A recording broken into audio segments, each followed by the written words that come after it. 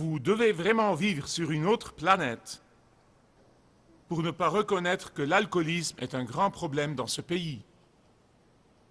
Le plus pénible, c'est que la consommation d'alcool augmente parmi les adolescents. Le ministre de la Santé des États-Unis dit que 20,7 millions d'élèves du premier cycle du secondaire boivent au moins une fois par semaine. Il y a 67 millions d'Américains qui font face au problème de l'alcoolisme d'une façon ou d'une autre. Le coût économique de l'alcoolisme aux États-Unis dépasse les 200 milliards de dollars par an. 50% des étudiants reconnaissent qu'ils sont des buveurs excessifs. La conduite en état d'ivresse est responsable de 20 000 morts chaque année et de 300 000 blessés. Sans parler des différentes maladies qui sont liées directement à l'alcoolisme. Les gens donnent toutes sortes d'excuses et toutes sortes de prétextes pour justifier leur ivresse. Certains disent qu'ils aiment la sensation de perdre le contrôle.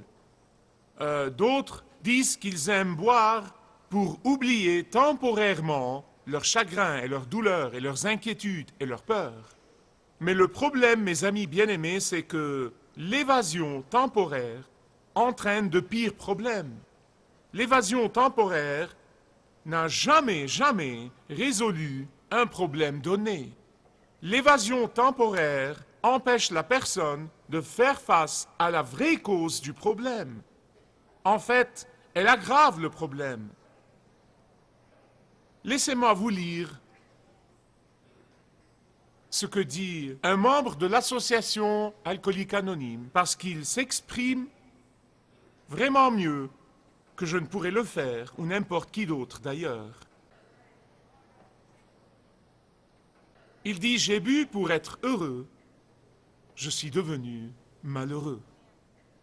J'ai bu pour être sociable, je suis devenu sauvage. J'ai bu pour être sophistiqué, je suis devenu odieux. J'ai bu pour me faire des amis, je me suis fait des ennemis.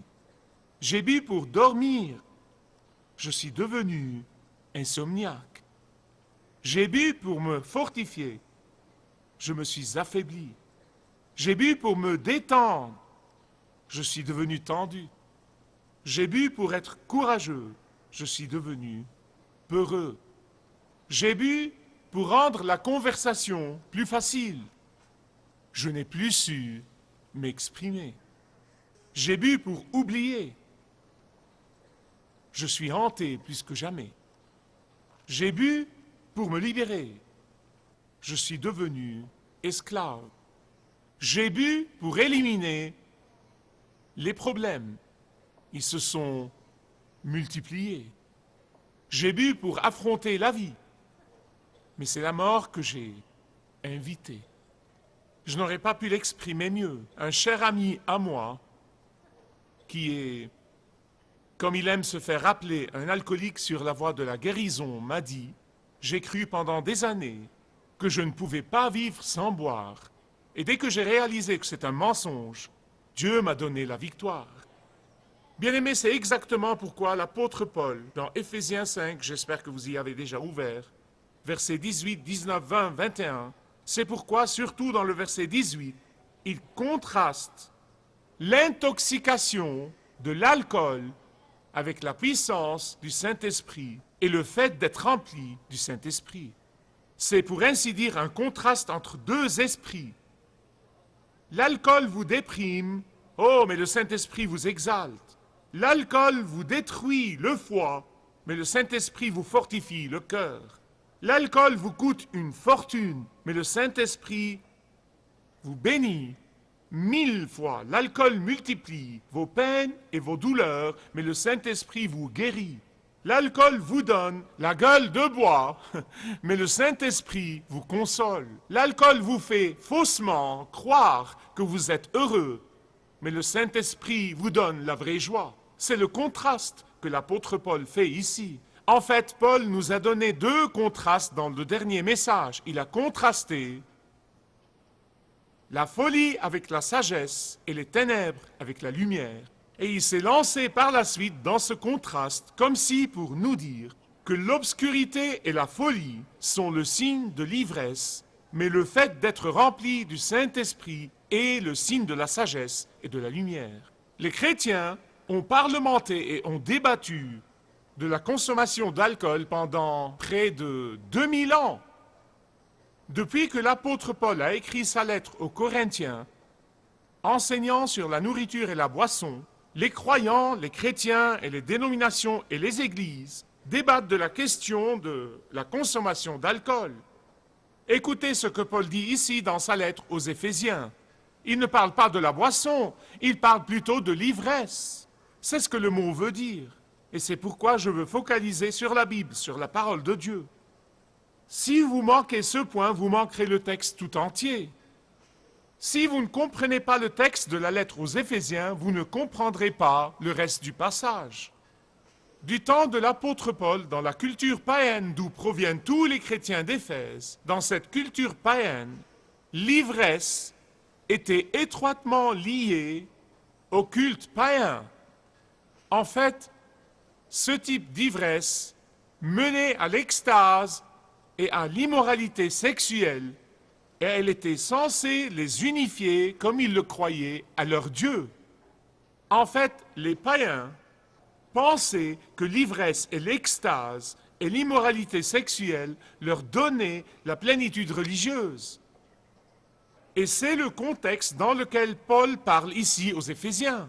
Et c'est pourquoi il dit: maintenant que vous êtes chrétiens, maintenant que vous êtes croyants au Seigneur Jésus-Christ, vous n'avez plus besoin de vous soumettre à l'influence de l'alcool et de perdre vos sens.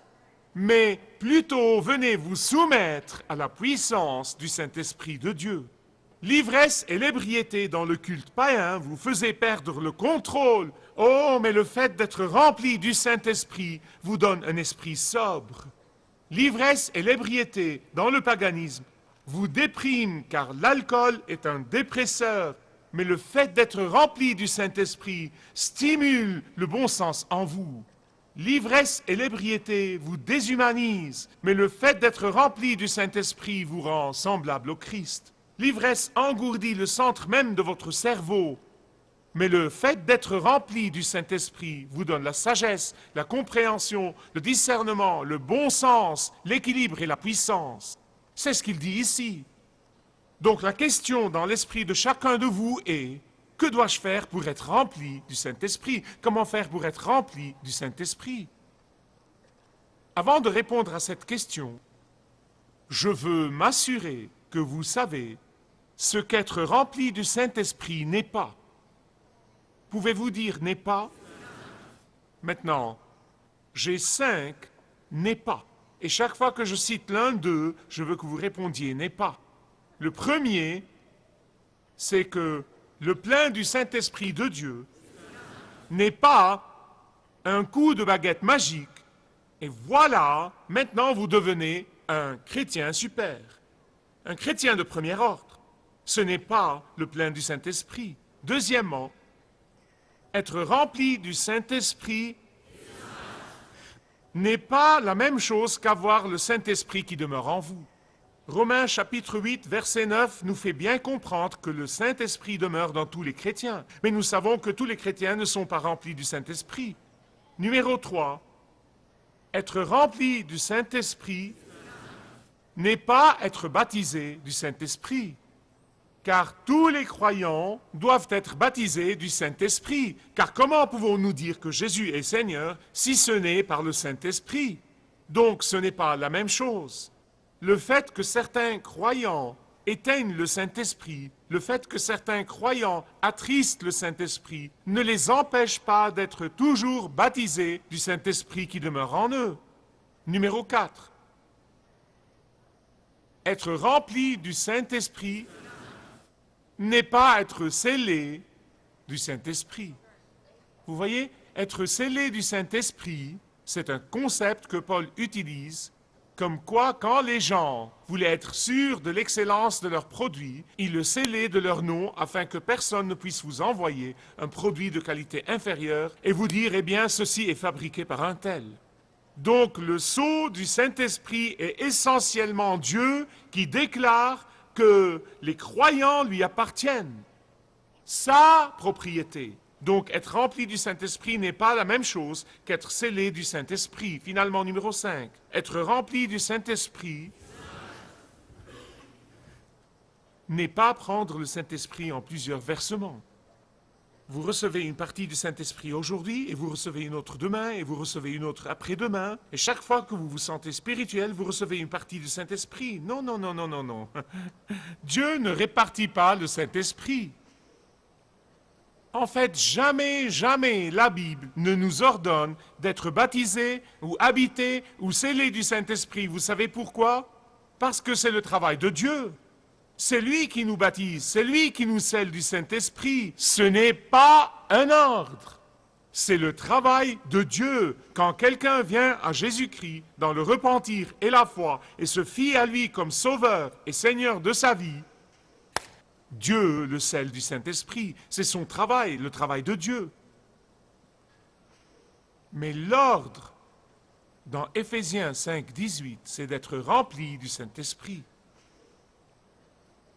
C'est un ordre ici. Éphésiens 5, 18. Soyez remplis de l'Esprit. Je veux m'arrêter ici et vous donner une leçon de grammaire. Et l'ordre ici, comme l'appellent les grammairiens, c'est le mode impératif à la voix passive. Le mode impératif à la voix passive. C'est très important, croyez-moi. Si vous avez raté la grammaire, ne ratez pas ça. D'accord? Que veut dire cela? Voici ce que ça veut dire. Écoutez avec soin. Soyez continuellement remplis du Saint-Esprit. Soyez constamment remplis du Saint-Esprit. Ce n'est pas une suggestion, ce n'est pas une recommandation, ce n'est pas une option parmi d'autres options, non. C'est un ordre. C'est ce que veut dire le mode impératif, c'est un ordre. Que veut dire cela? Voici ce que ça veut dire, écoutez-moi. Cela veut dire que vous ne pouvez pas accomplir la volonté de Dieu dans votre vie sans être rempli du Saint-Esprit. Cela veut dire que vous ne pouvez pas obéir jour après jour à la parole de Dieu et à l'ordre de Dieu et à la volonté de Dieu dans votre vie sans être constamment rempli du Saint-Esprit. Cela veut dire que vous ne pouvez pas servir fidèlement Dieu de tout votre cœur et de tout votre esprit sans être constamment rempli du Saint-Esprit. Cela veut dire que vous ne pouvez pas résister avec confiance aux tentations et recevoir la victoire de la main de Dieu sans être constamment rempli du Saint-Esprit. Nous ne pouvons pas nous soumettre les uns aux autres, comme nous le voyons dans le verset 21. Nous ne pouvons pas avoir la paix les uns avec les autres. Nous ne pouvons pas être les premiers à rendre l'honneur aux autres. Nous ne pouvons pas, dans l'humilité, estimer les autres supérieurs à nous-mêmes sans être constamment remplis du Saint-Esprit. Mais qu'est-ce que cela veut dire? Comment nous y prendre pour être remplis du Saint-Esprit? Écoutez-moi avec soin. Cela veut dire être entièrement sous le contrôle du Saint-Esprit à chaque instant, jour après jour. Je me réveille tôt le matin et je dis, Seigneur, tu me possèdes dans ma totalité. Tu me possèdes à 100%, je t'appartiens. Seigneur, je me soumets entièrement au contrôle du Saint-Esprit. Et je fais ça à longueur de journée. Et pas seulement une fois par jour. Mais vous savez, et je sais que nous ratons. Vous savez, et je sais que nous trébuchons et tombons. Vous savez, et je sais que nous disons parfois des choses que nous aurions voulu ne pas dire, ou voulu retirer, ou nous faisons des choses dont nous ne sommes pas fiers. Je le sais très bien, mais écoutez-moi avec soin, écoutez-moi bien sur ce point. Vous ne pouvez jamais rester dans l'échec quand vous êtes entièrement sous le contrôle du Saint-Esprit. Vous n'allez pas y rester. Bien que le Saint-Esprit demeure dans tous les chrétiens et tous les chrétiens sont baptisés du Saint-Esprit, tous les chrétiens sont scellés du Saint-Esprit, mais malheureusement, tous les chrétiens ne sont pas remplis du Saint-Esprit. Et c'est pourquoi nous avons partout des églises faibles.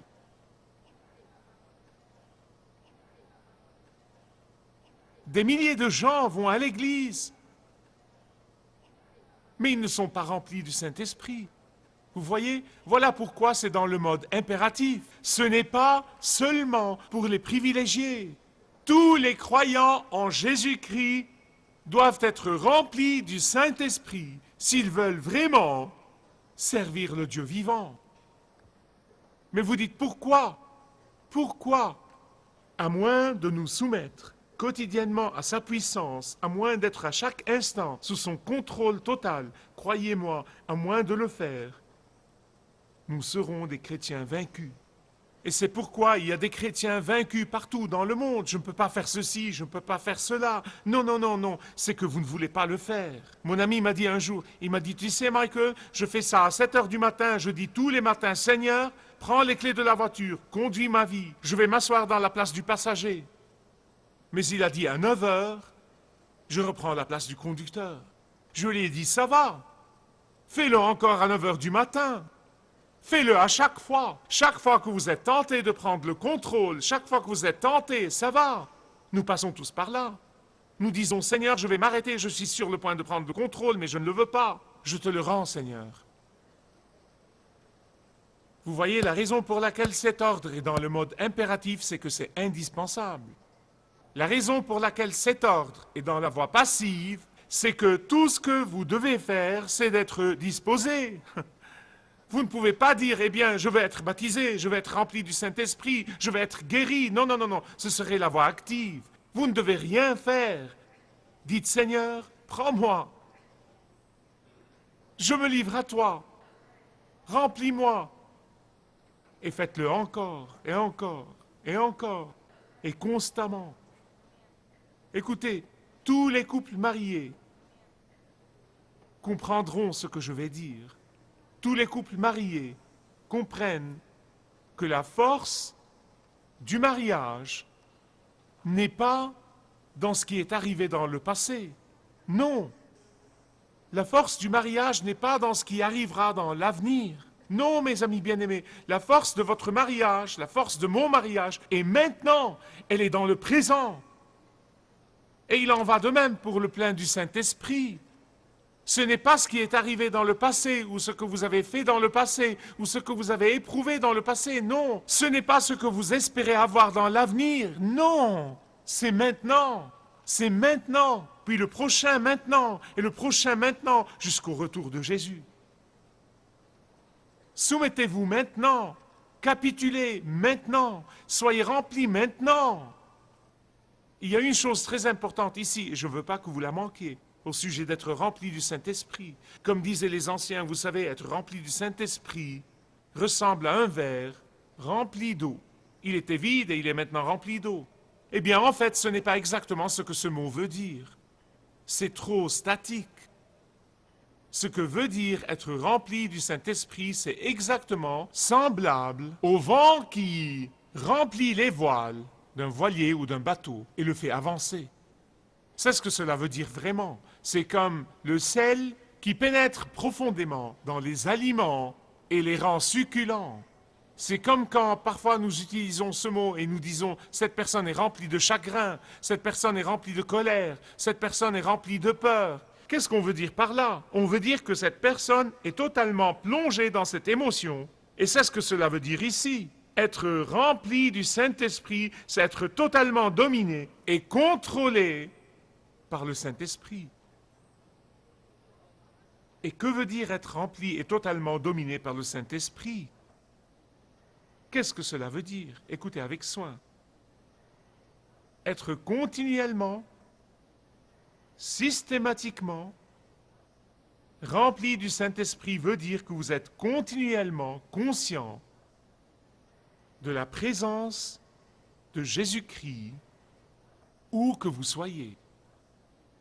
Je veux que vous y pensiez bien, d'accord? Être complètement conscient de la présence personnelle de Jésus dans la voiture, quand vous êtes tout seul, être rempli du Saint-Esprit, c'est être totalement conscient de la présence personnelle de Jésus quand vous voyagez en voiture où personne ne vous connaît. c'est être entièrement conscient de la présence personnelle du Seigneur Jésus-Christ quand vous prenez des décisions cruciales. Finalement, l'apôtre Paul nous parle de la preuve d'être rempli du Saint-Esprit. Il dit, vous aurez toujours un cantique dans le cœur et sur les lèvres. Certains d'entre vous n'aiment pas la musique, mais écoutez-moi, vous devez y repenser. Vraiment, et je vous implore, repensez-y, car c'est ce que vous ferez au ciel. Sinon, vous aurez du mal à le faire.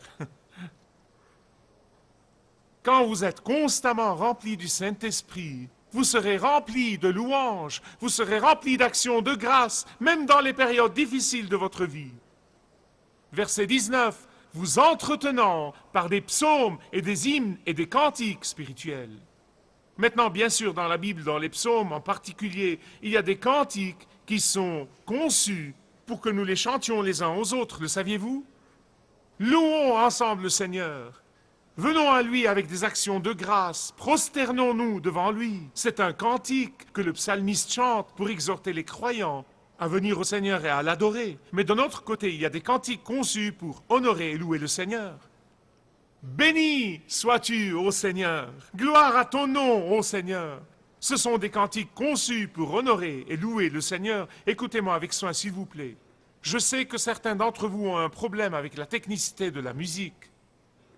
Je ne la comprends pas, donc j'ai un problème avec.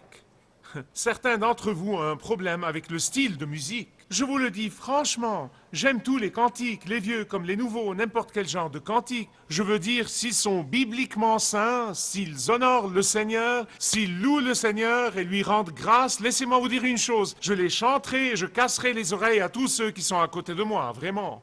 C'est pourquoi ils ne s'assoient pas à côté de moi. Que la musique vous plaise ou non, ça n'a rien à voir là-dedans. Dieu veut que vous le louiez. Il veut que vous lui rendiez grâce. Il veut que vous glorifiez son nom. Vous savez, quand le Seigneur m'incite à prier pour quelque chose, et je me rends compte que c'est en accord avec la parole de Dieu et en accord avec la volonté de Dieu, je ne formule pas une demande, je me contente de rendre grâce à Dieu. Je n'en vois pas l'exaucement, mais je rends grâce à Dieu. L'exaucement est peut-être à des années de là, mais je rends grâce. Souvenez-vous de Jésus devant la tombe de Lazare. J'ai lu le passage dans ma Bible cette semaine. Il a dit, Père, je te rends grâce de ce que tu m'as exaucé. Rendez-lui grâce d'avance. Je vais clôturer avec une histoire. C'est une légende médiévale qui ressemble à peu près à ça. Le Seigneur a envoyé sur terre 2 anges pour recueillir les prières de son peuple. Il a assigné un ange pour recueillir toutes les demandes. Et il a assigné un autre ange pour recueillir la reconnaissance et les actions de grâce. Et la légende continue et dit que l'ange qui était chargé de porter toutes les demandes n'a pas pu les porter dans un seul voyage. Et l'ange chargé de recueillir les actions de grâce les a toutes portées dans une seule main. C'est une image vraie. Si vous adorez et vous louez Dieu de tout votre cœur, avec la ferveur que vous manifestez quand vous priez désespérément pour quelque chose, je vous assure, vous serez le plus grand guerrier de prière qui soit. Et donc, je veux vous poser une question avant de vous inviter à la table du Seigneur. Et je prie que le moment où vous descendez pour participer à la table du Seigneur sera un moment de décision, un moment de conviction, un moment d'engagement. Posez-vous la question, est-ce que je suis un de ceux qui ne viennent à Dieu dans la prière que quand ils ont besoin de quelque chose, ou est-ce que je le loue et lui rends grâce, même quand mes prières ne sont pas immédiatement exaucées? Vous savez, les parents comprendront ce que je vais vous dire maintenant. Nous aimons et nous réjouissons tous et nous avons le cœur en joie quand nos enfants nous témoignent de la reconnaissance quand nous faisons quelque chose pour eux. Ils sont par nature toujours reconnaissants, toujours reconnaissants. N'est-ce pas que ça nous réjouit le cœur comme parents? Et c'est ce qui arrive quand vous êtes reconnaissants et que vous louez le Seigneur Jésus. Ça réjouit le cœur de Dieu.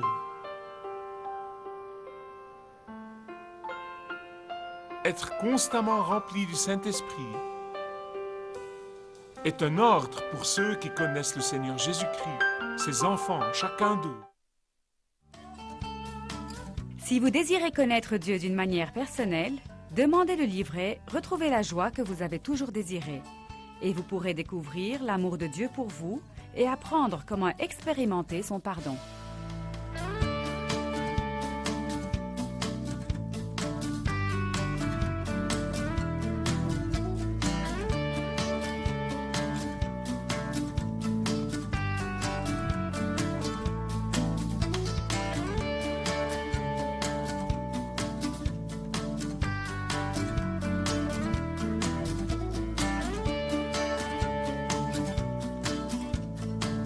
Si vous avez une relation personnelle avec Dieu et vous êtes intéressé à marcher plus intimement avec lui, demandez le livret « 7 pas sur le chemin de la foi » qui vous guidera dans une relation plus profonde avec votre Père Céleste. Demandez votre livret gratuit.